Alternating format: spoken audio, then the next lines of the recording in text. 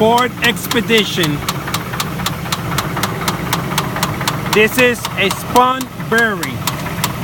The reason the engine is shaking like that is because I unhooked the pole and the fuel ignition to the cylinder that has the spun bearing. But this is what it sounds like.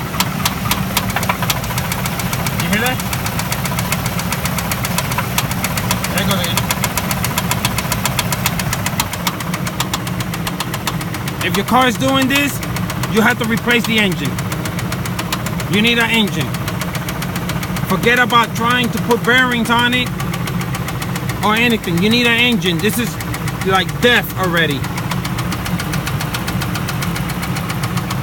This is what you call death of the engine. That noise right there. Look at that. Beautiful truck.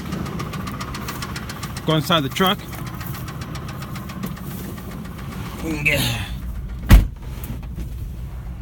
Yeah, my friend, you see?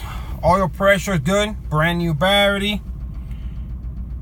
Check engine lines, huh? Because I unplugged the coil and the injector for the bearing, for the cylinder has the spun bearing. Let me get it here. Yeah, once it gets to this point and you put the oil pan out and your bearing in your crankshaft where the cylinder, you know, where your bearing goes at the cylinder, your piston rod, you see just, let's say, a paper thin. Okay, let's see, the road is flat. Make it a little better like this. The road is flat and there's just a little bump on the road. Okay, now imagine a paper thin bump where your bearing goes at. This is your rod bearing. This is your rod bearing right here. She looks like this, and then she has that part, and this is your crankshaft where she's going to hook at. You go like this with your fingernail, your tip. You go boom, and just one little paper thin dip, you have to replace the engine. If not, you have to replace the crankshaft. Okay, but guess what?